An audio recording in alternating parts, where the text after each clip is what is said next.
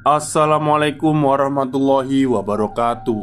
Halo semuanya, jumpa lagi dengan saya Chow Sing Sing, kurator dari podcast Horror Night Story. Halo, apa kabar semuanya? Semoga kalian semua sehat-sehat ya. Dan seperti biasanya pada malam hari ini, saya kembali dan akan membawakan sebuah kisah mistis untuk kalian semua.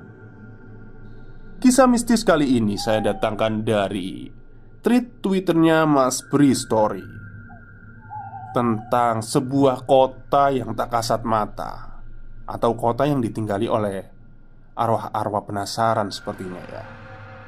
Baik, seperti apa kisahnya? Mari kita simak.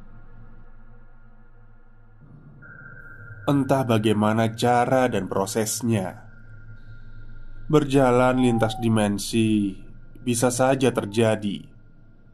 Siapapun bisa mengalami, gak pandang bulu. Malam ini satu teman akan bercerita pengalaman seramnya saat melintasi dimensi lain. Hanya di sini, di Bri Story. Jirja 2003, Selatan Jawa. Aku dan Virgo akhirnya menyerah. Kami sudah gak kuat menahan kantuk. Asri, kita istirahat sebentar ya.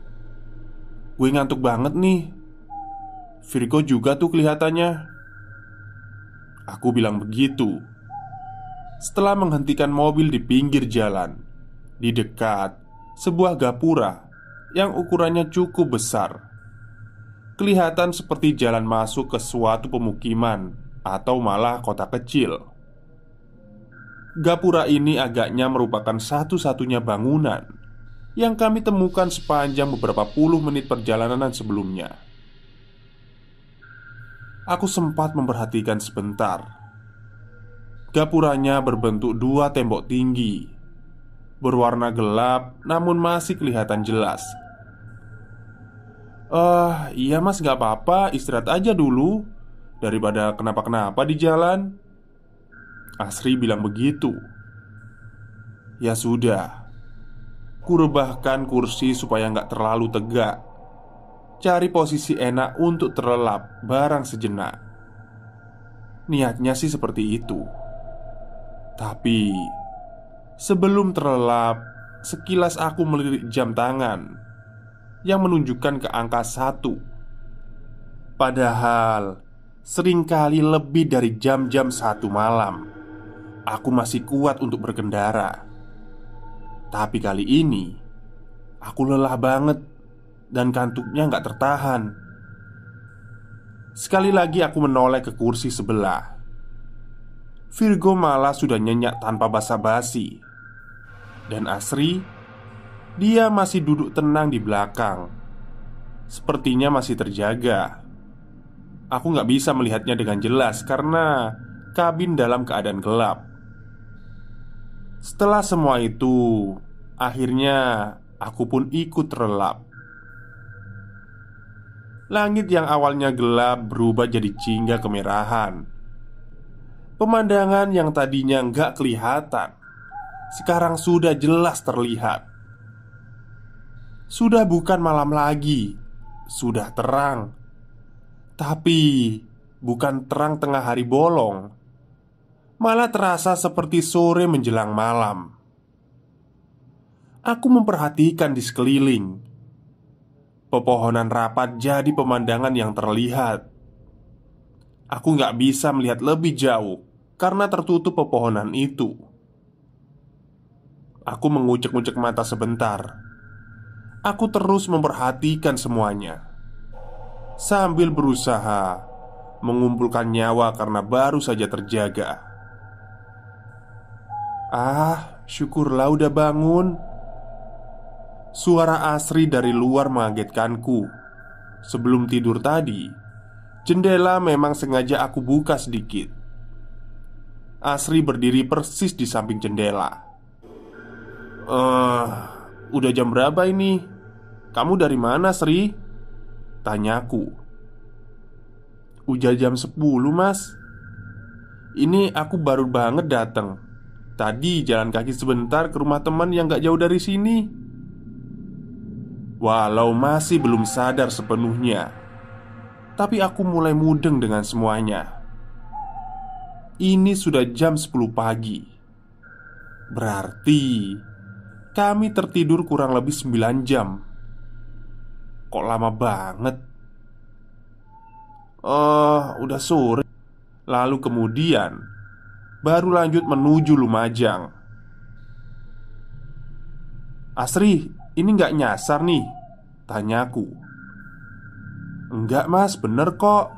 Aku melirik sedikit. Asri tersenyum tipis. Sumringah mengurat bahagia terlihat di wajahnya.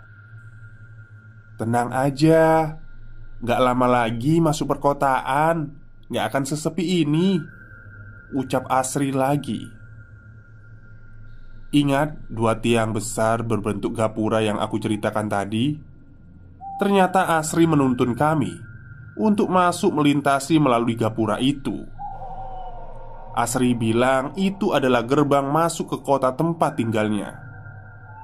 Agak aneh sih, tapi aku dan Virgo tentu saja mengikuti kemana jalan yang Asri tunjuk. Memang paling baru sekitar 5 menit waktu yang kami tempuh sejak lewat gapura tadi. Tapi tetap saja aku penasaran karena jalan ini sama sekali belum pernah aku lalui sebelumnya. Ditambah lagi suasana dan pemandangannya agak berbeda dengan sisi jalan lintas Jawa pada umumnya. Jalanan yang sedang kami susuri ini juga bukan jalan besar, tapi jalan yang hanya cukup untuk 2 kendaraan kecil berpas-pasan. Tapi sangat bagus. Aspal hitam mulus sama sekali gak ada lubang. Langit masih jingga kemerahan. Sinarnya sama sekali gak menyilaukan, malah menyejukkan dan menenangkan. Jendela sengaja aku buka setengah karena udara sejuk berhembus langsam. Dingin juga, tapi bukan dingin yang menusuk tulang. Pokoknya nyaman deh. Sangat nyaman suasananya. Matahari sama sekali gak terlihat. Aku gak tahu pasti apakah tertutup awan atau memang pandangan terhalang pepohonan. Enak ya mas udaranya. Hehe. Asri bilang begitu tiba-tiba, membuyarkan lamunanku dan Virgo. Iya enak banget. Ini namanya daerah apa ya? Gue kok sama sekali belum pernah kesini. Virgo menjawab sambil membetulkan posisi duduknya. Iya bener enak banget, sejuk lagi. Apa ada deket-deket gunung ya di sekitar sini? Aku menambahi pertanyaan Virgo karena sejak awal sama sekali gak bisa melihat pemandangan sampai jauh. Gak bisa melihat apakah ada pegunungan di sekitar sini. Emang gini mas, gak ada pegunungan sama sekali kok di sini, jawab Asri. Terus, ini pohon-pohon banyak banget. Apa emang hutannya di sini? Tanyaku lagi. Bukan hutan mas, memang begini. Banyak pohon di pinggir jalan. Tapi pohonnya rapet banget ya, sampai susah untuk melihat apa yang ada di belakang, ucap Virgo. Dan yang agak aneh, sejak tadi kami sama sekali gak melihat ada kendaraan lain. Entah itu motor atau mobil. Hanya ada kami yang menyusuri jalan. Aku pikir karena mungkin masih pagi ya, atau bisa juga karena ini hari kerja. Jadi gak banyak orang yang berkendara lalu lalang. Bentar lagi kita masuk perkotaan mas. Lagi-lagi Asri membuyarkan lamunanku. Syukurlah akhirnya, jawabku sedikit lega. Sekali lagi, padahal belum lama perjalanan kami. Paling baru sekitar 10 menit. dari Gapura tadi. Tapi perjalanan terasa lama. Terasa sudah seperti berjam-jam. Rasanya seperti itu. Jalanan sejak awal hanya lurus dan lurus saja. Sama sekali nggak ada belokan. Tapi akhirnya di kejauhan aku melihat persimpangan. Ada dua arah jalan ke kanan dan ke kiri. Persimpangan yang di sekelilingnya masih sama, dipenuhi dengan pepohonan yang masih rapat. "Belok kanan, Mas." Asri seperti mengerti kebingunganku. Dia lalu mengarahkan untuk berbelok ke kanan. Kendaraan pun berbelok. Dari sini kelihatan di beberapa puluh meter di depan ada yang berbeda. Pemandangan gak lagi didominasi oleh pepohonan, tetapi sudah kelihatan ada bangunan. Kendaraan yang sejak tadi memang gak terlalu cepat, aku membuatnya sedikit lambat lagi. Ku angkat pedal gas perlahan. Langit masih sama, jingga kemerahan. Udara juga masih sejuk. Matahari belum juga kelihatan. Hanya sinarnya saja yang masih menyebar hangat. Jalanan yang tadinya aspal hitam berubah menjadi jalan tanah kecoklatan. Tapi kelihatan dan terasa keras ketika roda mobil berputar menggelinding di atasnya. Itu yang pertama kali aku lihat ketika sepertinya kami sudah sampai di wilayah perkotaan. Agak aneh memang. Kenapa jalanannya malah jalan tanah? "Terus aja, Mas, lurus," Asri bilang begitu. Kendaraan berjalan pelan. Aku memang yang paling mencolok adalah desain bangunan dan segala ornamen yang ada. Aku sangat memperhatikan ini dan melihatnya sungguh takjub bercampur aneh. Karena semua desainnya tahun 1960-an sampai 70-an. Klasik. Arsitektur Eropa namun masih ada banyak sentuhan budaya Jawa. Indah. Sungguh indah kota ini. Ditambah dengan sentuhan sinar jingga kemerahan dari langit yang masih terus setia menghiasi hari. Saking fokusnya memperhatikan keadaan sekitar, aku jadi lupa dengan waktu. Lalu melirik jam tangan. "Hah? Sudah jam 3 sore? Kok cepet banget?" Ya, aku terkejut ketika sadar kalau ternyata sudah jam 3 sore. Tiba-tiba, "Kenapa lo?" Akhirnya Virgo bersuara. "Ini beneran udah jam 3?" tanyaku. "Beneran? Jam gue juga jam 3 nih, lihat." Virgo menunjukkan jam yang ada di tangannya. Dan benar, sudah jam 3 sore. "Aduh, mas-mas ini terlalu asik menikmati pemandangan, jadinya lupa waktu. Hehe." Tawa tipis Asri mengakhiri kalimat yang keluar dari mulutnya. Mungkin Asri benar. Aku dan Virgo bisa saja terlalu asik menikmati dan memperhatikan sekitar. Tapi seharusnya nggak selama itu. Nggak secepat itu waktu bergulir. Taksiranku, harusnya kami berjalan sejak dari Gapura nggak lebih dari 1 jam. Harusnya sekarang masih di kisaran jam 11 atau setengah 12. Sesekali aku melirik dari kaca spion. Asri terlihat terus tersenyum dengan mata berbinar cerah. Asri memperhatikan suasana kampung halamannya, seperti orang yang sudah bertahun-tahun gak pulang. Emang biasanya kayak gini ya, Sri? Gak ada orang sama sekali ya? Sepi amat." Aku akhirnya bertanya kepada Asri perihal keanehan selanjutnya. Keanehan itu adalah sejak sampai di kota kecil ini, sama sekali gak ada orang yang lalu lalang. Ditambah gak ada suara yang terdengar. Desir hembus angin pun gak ada.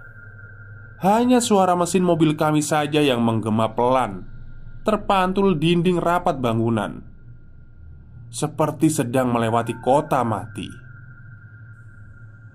Kalau siang emang begini mas, sepi.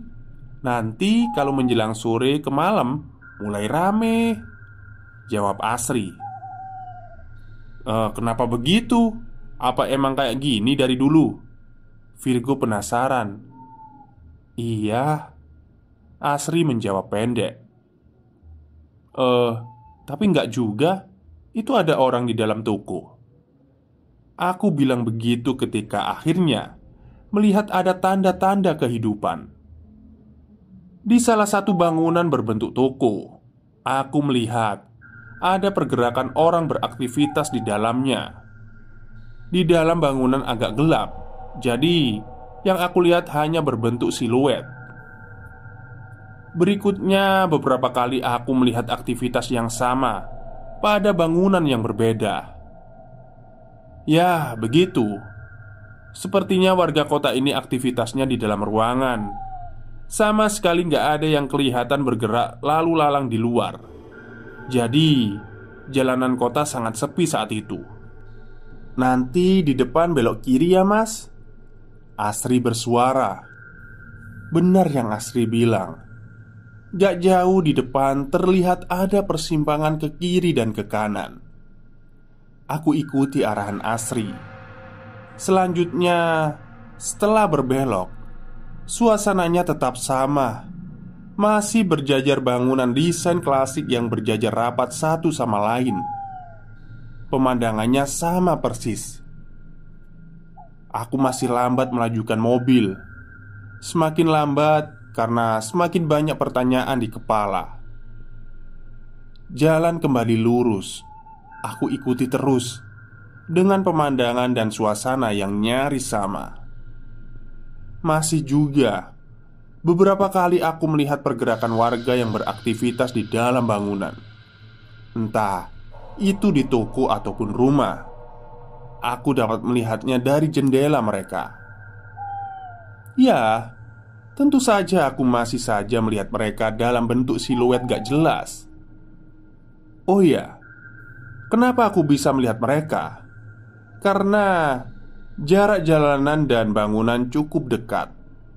Hanya dipisahkan oleh trotoar yang lebarnya kira-kira 3 meter. Kira-kira beberapa belas menit kemudian, aku melihat di kejauhan kalau bangunan yang berbaris ini akhirnya ada ujungnya.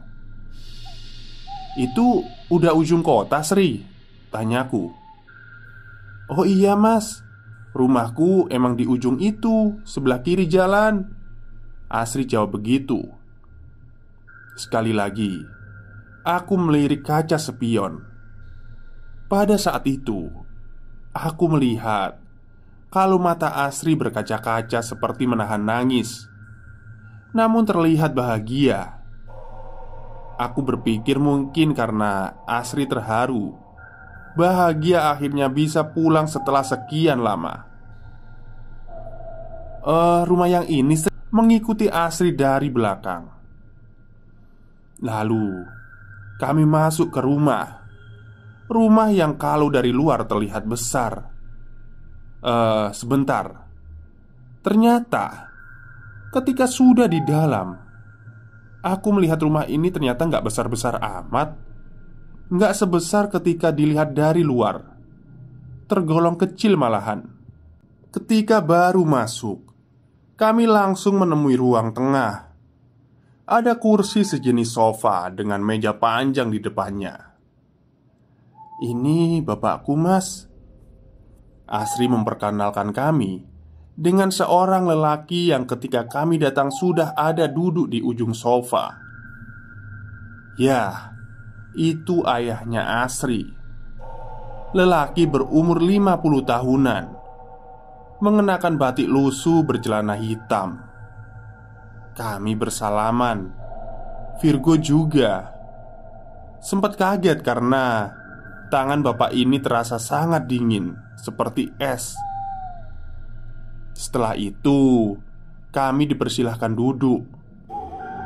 Selain si bapak, ada anak kecil yang sejak tadi sudah berdiri di pintu yang menuju ke belakang. Anak perempuan ini rambutnya pendek, wajahnya terus tersenyum dari sejak kami datang. "Ini adik aku, Mas." Akhirnya Asri memperkenalkan dengan adiknya. Tapi kami gak bersalaman karena dia seperti malu-malu gak mau mendekat, namun masih terus tersenyum. Nah, di dalam rumah makin banyak kejanggalan yang membuat aku dan Virgo mulai makin merasa ada yang salah dan ada yang aneh. Beberapa kali kami berpandangan ketika melihat atau merasa ada yang janggal. Contohnya adalah tangan ayah Asri yang sedingin es tadi. Yang aneh berikutnya, Asri jadi sangat-sangat pendiam. Setiap aku dan Virgo bertanya, dia menjawab hanya dengan isyarat, entah mengangguk atau menggeleng. Ayah dan adiknya pun sama, hanya diam. Aku mulai merasa semakin yakin ada yang janggal ketika ayah Asri memberi isyarat seperti mempersilahkan kami untuk menikmati hidangan di meja. Aku dan Virgo jelas kebingungan karena di meja sama sekali gak ada makanan dan minuman. Yang ada hanya beberapa piring dan gelas yang dalam keadaan kosong. "Ver, bisik Virgo memanggilku sambil jarinya menunjuk ke jam tangannya. Aku mengerti isyarat itu. Aku melirik ke jam tanganku sendiri. Astaga, ternyata sudah jam 6:30. Kok bisa secepat itu? Perasaan baru sebentar kami di rumah ini, tapi kenapa tiba-tiba sudah malam?" Aku dan Virgo lagi-lagi saling berpandangan. Ada yang tidak beres. Sementara Asri, ayah dan adiknya tetap berada di tempatnya masing-masing. Gak ada pergerakan yang mengerikan. Mereka semua terus tersenyum dengan ekspresi kosong. Siapa sebenarnya Asri ini? Itu pertanyaan yang ada di kepala. Masih sangat kebingungan. Aku melihat kalau Virgo tiba-tiba memandang keluar rumah melalui jendela ruang tengah yang sejak tadi memang sudah dalam keadaan terbuka. Tentu saja aku langsung ikut melihat keluar. Di luar sudah gelap. Gak ada lagi terang jingga kemerahan yang kami lihat seharian. Gelap malam jalanan kota hanya diterangi lampu taman yang berdiri di trotoar. Lampu ini gak terang menerangi, namun cahaya redupnya masih bisa membantu kami untuk melihat keanehan selanjutnya. Apa keanehan selanjutnya? Tadi aku sudah menceritakan kalau jalanan kota sangat sepi. Gak ada orang yang terlihat sama sekali. Tapi anehnya, setelah hari sudah berganti malam, satu persatu mulai ada orang lalu lalang. Benar seperti apa yang Asri bilang tadi, kota ini akan mulai ramai ketika malam hari. Cukup lama aku dan Virgo melihat dan memperhatikan luar, seperti terhipnotis terus-terusan seperti itu. Sampai ketika lamunan kami akhirnya berhenti ketika melihat ada sesuatu yang menyeramkan. Ver, ayo kita pergi. Udah gila ini." Begitu Virgo bilang kepadaku. Aku ikuti ajakan Virgo tanpa pikir panjang. Kami berdua langsung bergegas menuju kendaraan tanpa sedikit pun memperdulikan Asri dan keluarganya. Tapi ketika aku baru sampai pintu, ini jarak terdekat dengan tempat Asri berada. Asri mengucapkan kalimat pendek. "Terima kasih mas." Begitu dia bilang. Tapi aku mengabaikannya. Menatapnya pun enggak. Aku terus berjalan menuju mobil, berniat untuk pergi keluar dari kota seram ini segera. Apa kalian tahu kenapa aku dan Virgo beberapa detik sebelumnya langsung kompak buru-buru keluar rumah? Itu karena menuju belakang rumah. Dan yang mengerikan, ternyata beliau bergerak melayang juga, gak berjalan seperti manusia normal. Pada detik itulah aku dan Virgo memutuskan untuk segera pergi. Setelah sudah di mobil, aku langsung menyalakan mesin, memutar kendaraan menuju arah kami datang tadi. Kali ini aku mengendarai mobil agak cepat, ingin segera pergi jauh-jauh dari tempat ini. Lewat kaca spion, aku melihat dari kejauhan Asri melambaikan tangan ke arah kami. Meraba-raba aku menyusuri jalan kota seram ini.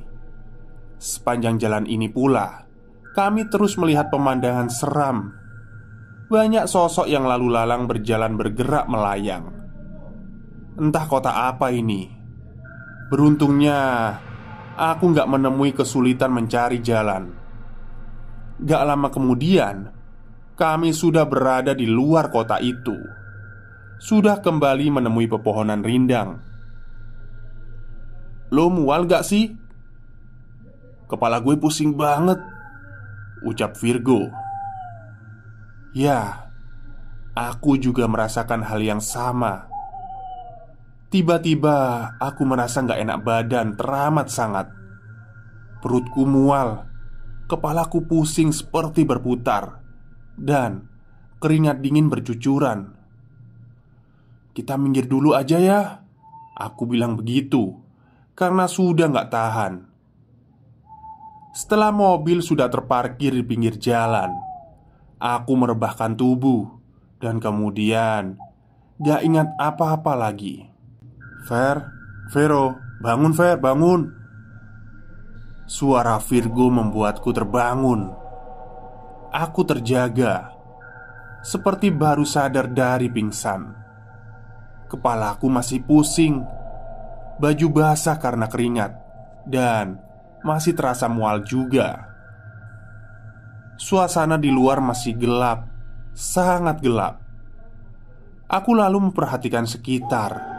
Ternyata kami sudah berada kembali di tempat yang sama, parkir di dekat gapura besar yang Asri bilang itu merupakan gerbang masuk ke kota asalnya. Kami kembali ke awal, tapi tanpa Asri. Gak ada Asri. "Jam berapa ini?" tanyaku.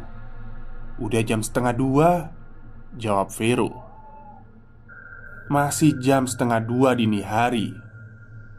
Ternyata hanya setengah jam yang lalu ketika aku, Virgo, dan Asri memutuskan untuk istirahat sejenak. "Ayo kita cabut. Ah, gila serem banget," aku bilang begitu sambil menyalakan mesin mobil. "Asri gimana Ver?" tanya Virgo. Asri bukan orang," jawabku. Lalu kami buru-buru pergi dari tempat itu, melanjutkan perjalanan menuju Lumajang. Jadi begini awal ceritanya. Sebelumnya aku kenal Asri karena kami tinggal di tempat kos yang sama. Kebetulan aku anak baru sebulan tinggal di situ. Sedangkan Asri katanya sudah lama ngekos di situ. Nah, pada suatu hari, 1 minggu sebelum kejadian seram itu, aku dan Virgo ditugasi oleh perusahaan tempat kami bekerja untuk berkunjung di kantor cabang di Lumajang. Entah tahu dari mana, Asri bisa menebak kalau aku akan ada perjalanan ke Lumajang. Mas, aku boleh numpang gak ya?" Aku mau pulang kampung. Sudah lama banget gak mudik." Begitu Asri bilang ketika kami berbincang di tempat kos pada suatu malam. "Memang kampung halamannya di mana?" tanyaku penasaran. "Pokoknya beberapa jam sebelum Lumajang, di selatan Jawa." "Oh, ya udah ikut aja nggak apa-apa. Sekalian emang gue dan teman kantor mau lewat situ." Begitu jawabku. Akhirnya ya itu tadi, Asri beneran ikut aku dan Virgo. Dia menumpang sampai kampung halamannya di sebuah kota kecil dan menyeramkan. Setelah kejadian misterius itu, aku gak pernah lagi melihat Asri di tempat kos. Tamat. Baik, itulah akhir cerita dari treatnya Mas Bri Story tentang kota yang tak kasat mata. Jadi, kalau menurut hipotesa saya ya, si Asri ini sebenarnya pemudik atau perantau. Dan dia itu meninggal di kota rantauannya itu tadi. Ketika ya namanya orang kan kepingin balik ke kota asal ya, kota kelahiran ya. Ya mungkin aja arwahnya si Asri ini nggak punya ongkos atau izin untuk keluar dari kota itulah ya. Akhirnya dia numpang ke si Vero sama Virgo ini untuk pergi ke kota asalnya. Ya, itu hanya prediksi saya aja sih. Oke, mungkin itu saja cerita dari saya pada malam hari ini. Kurang lebihnya saya mohon maaf. Wassalamualaikum warahmatullahi wabarakatuh.